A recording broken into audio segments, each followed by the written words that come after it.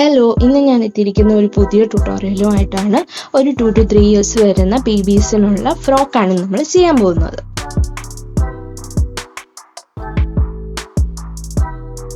ഈ ഡ്രസ്സിന് ആവശ്യമായ മെറ്റീരിയൽസ് ആണ് ഈ കാണിച്ചിരിക്കുന്നതൊക്കെ. ഇനി ഫസ്റ്റ് നമുക്ക് കട്ടിങ്ങിലേക്കാണ് പോകേണ്ടത്. അതിന് വേണ്ടിയിട്ട് ആദ്യം നമ്മൾ കോട്ടൺ ഫാബ്രിക്കിലാണ് കട്ട് ചെയ്യുന്നത്. ലൈനിങ്ങിൽ വരുന്ന കോട്ടൺ ഫാബ്രിക്കാണ്. അപ്പം ആദ്യമായിട്ട് നമ്മൾ ഒരു 8 ഇഞ്ച് ലെങ്ത് ആണ് നമ്മൾ ടോപ്പ് പോർഷൻ വരുന്നത്. അപ്പോൾ ഫ്രണ്ട് പീസാണ് ആദ്യം ചെയ്തെടുക്കുന്നത്. അതിന് വേണ്ടിയിട്ട് ആ 8 ഇഞ്ച് കുറച്ചും കൂടെ ഉള്ള ലെങ്ത്തിൽ നമ്മൾ ഫസ്റ്റ് ആ ഒരു പീസ് നമ്മൾ കട്ട് ചെയ്തെടുക്കുക. അപ്പം അതിനുവേണ്ടി നമ്മൾ ആ ഫാബ്രിക് രണ്ടായിട്ട് ഫോൾഡ് ചെയ്ത് വെച്ചു. അതിനുശേഷം നമ്മുടെ ഷോൾഡറും ആം ഹോൾ ഡെപ്തും രണ്ടും 5 ഇഞ്ച് ഇതാണ് മാർക്ക് ചെയ്തിരിക്കുന്നത്.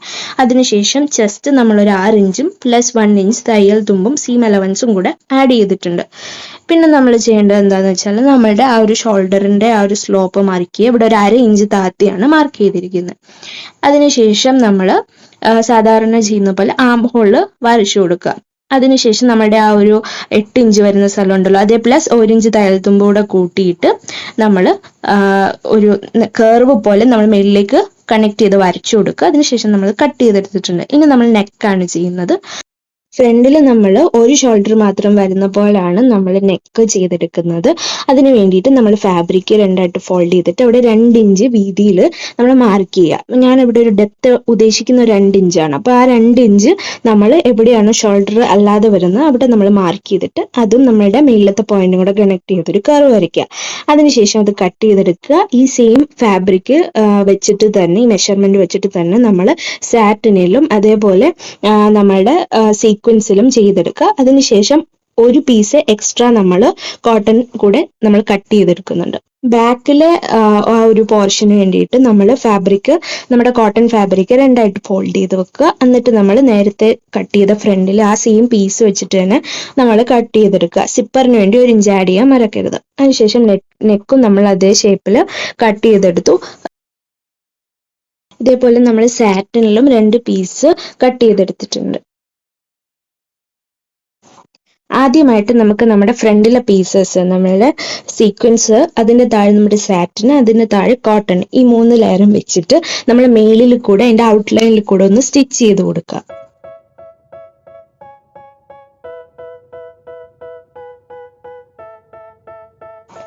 സ്റ്റിച്ച് ചെയ്തതിന് ശേഷം നമ്മൾ സൈഡിൽ വന്ന എക്സ്ട്രാ പീസസ് ഒക്കെ കട്ട് ചെയ്ത് മാറ്റുക.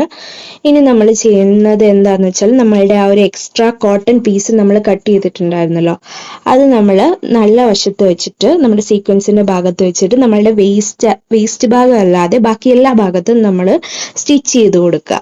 അതിനുശേഷം നമ്മൾ ഈ സ്റ്റിച്ച് ചെയ്ത ഭാഗത്തെല്ലാം സൈഡിലായിട്ട് നമ്മൾ ചെറിയ ചെറിയ കട്ടുകൾ ചെയ്ത് കൊടുക്കുക. എന്നിട്ട് നമ്മൾ എക്സ്ട്രാ ഭാഗങ്ങളൊക്കെ കട്ട് ചെയ്ത് മാറ്റിയിട്ടുണ്ട്. അതിനുശേഷമാണ് നമ്മൾ ഈ കട്ടിട്ട് കൊടുക്കേണ്ടത്. അതിനുശേഷം നമ്മളത് ഫ്ലിപ്പ് ചെയ്ത് ഇടുക. അപ്പം നമുക്ക് നല്ല നൈസ് ആയിട്ടുള്ള ഒരു പെർഫെക്റ്റ് ആയിട്ടുള്ള ഫിനിഷിംഗ് ഉള്ള ഒരു ഫ്രണ്ടിലെ ആ ഒരു പീസ് നമുക്ക് കിട്ടും. ഇതേപോലെ തന്നെ നമ്മൾ ബാക്കിലും സ്റ്റിച്ച് ചെയ്തെടുത്തിട്ടുണ്ട്. എക്സ്ട്രാ വരുന്ന ഭാഗങ്ങൾ കട്ട് ചെയ്ത് മാറ്റിയിട്ടുണ്ട്. ഇനി നമ്മൾ ചെയ്യേണ്ടത് ഈ പീസുകളെല്ലാം ജോയിൻ ചെയ്യുകയാണ്. അപ്പോൾ ആദ്യമായിട്ട് നമ്മുടെ ഷോൾഡറിലെ ഭാഗങ്ങളാണ് ഫ്രണ്ടും ബാക്കും ജോയിൻ ചെയ്തിട്ടുണ്ട്.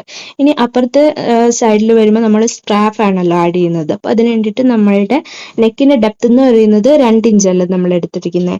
അപ്പം മൊത്തത്തിലൊരു 4 ഇഞ്ച് നീളം വരുന്ന സ്ട്രാപ്പാണ് നമുക്ക് ചെയ്തെടുക്കേണ്ടത്. അപ്പം നമ്മൾ സാറ്റിനിൽ 4 ഇഞ്ച് നീളത്തിൽ 3 ഇഞ്ച് വീതിയിലും വരുന്ന സ്ട്രിപ്പ് കട്ട് ചെയ്തെടുക്കുക. എന്നിട്ട് അത് നമ്മൾ മടക്കി നമ്മൾ തയ്ച്ചെടുക്കുക. എന്നിട്ട് അതേ ആ ഒരു സ്ട്രിപ്പ് ഉണ്ടല്ലോ, അത് നമ്മൾ അപ്പുറത്തെ സൈഡിലെ ഷോൾഡറിന്റെ ഭാഗത്ത് അറ്റാച്ച് ചെയ്ത് കൊടുക്കുക.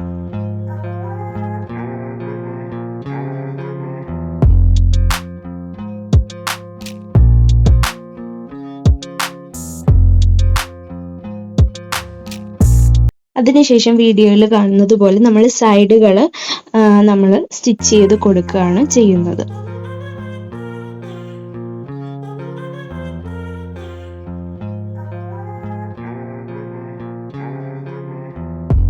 ഇനി നമുക്ക് സിപ്പറാണ് അറ്റാച്ച് ചെയ്യാനുള്ളത്. അപ്പം അതിന് വേണ്ടിയിട്ട് നമ്മൾ ആ ബാക്കിലെടുത്ത ആ 1 ഇഞ്ച് ഉണ്ടല്ലോ, ആ ഭാഗത്ത് നമ്മൾ അകത്ത് ചീത്ത വശത്ത് എടുത്തിട്ട് നമ്മൾ ആ 1 ഇഞ്ച് വീതിയിൽ നമ്മളൊന്ന് സ്റ്റിച്ച് ചെയ്ത് കൊടുക്കുക. എന്നിട്ട് ആ സ്റ്റിച്ച് ചെയ്ത പോർഷൻ നമ്മളൊന്ന് നിവർത്തി വെച്ചിട്ട് അകത്ത് തന്നെ നമ്മളുടെ സിപ്പർ ഉണ്ടല്ലോ, സിപ്പർ നമ്മൾ ചീത്ത വശം നമ്മൾ ഫേസ് ചെയ്യുന്ന പോലെ വെച്ചിട്ട് നമ്മൾ 2 സൈഡിലും സ്റ്റിച്ച് ചെയ്തെടുക്കുക. എന്നിട്ട് നമ്മളിപ്പോൾ സ്റ്റിച്ച് ചെയ്തത് നല്ല വശത്തു നിന്നും നമ്മൾ എടുക്കുമ്പോൾ അവിടെ ഒരു സ്റ്റിച്ച് കാണുമല്ലോ, ആ സ്റ്റിച്ച് ചെറുതായിട്ടൊന്ന് നമ്മൾ പൊട്ടിച്ചു വിടുക. അപ്പം നമ്മുടെ സിപ്പും നമ്മൾ അറ്റാച്ച് ചെയ്ത് കഴിഞ്ഞിട്ടുണ്ട്.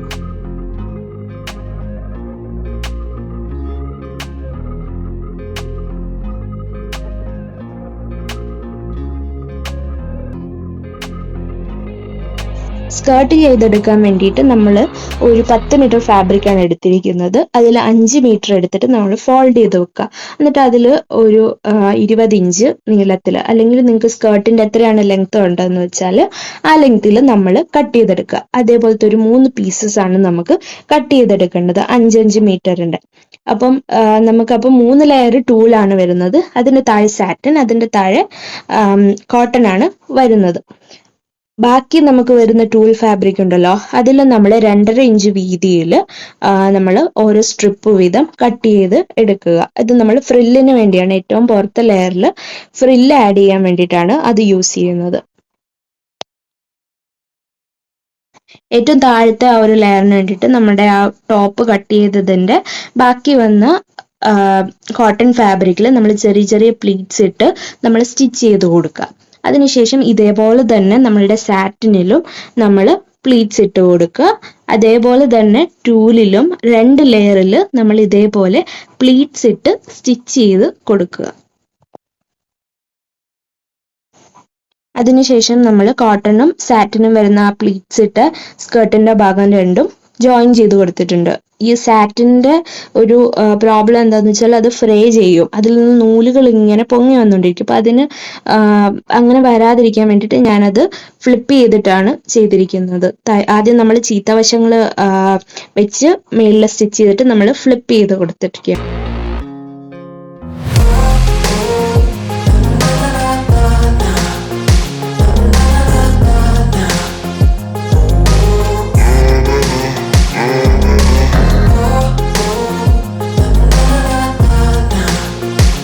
ശേഷം നമ്മൾ ഫ്രില്ലിന് വേണ്ടി കട്ട് ചെയ്ത ഫാബ്രിക് മൊത്തം നമ്മൾ ഇങ്ങനെ പ്ലീറ്റ്സ് ഇട്ട് ഫ്രില്ലുകളായിട്ട് അങ്ങ് മൊത്തം നമ്മൾ സ്റ്റിച്ച് ചെയ്ത് വെക്കുക.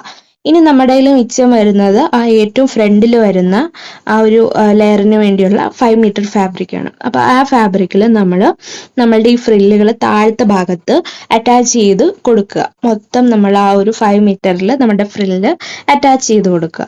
അതിനുശേഷമാണ് നമ്മൾ മേളിൽ ആദ്യം ചെയ്തതുപോലെ തന്നെ മേളത്തെ ഭാഗത്ത് പ്ലീറ്റ്സ് ഇട്ട് നമ്മൾ കൊടുക്കുക.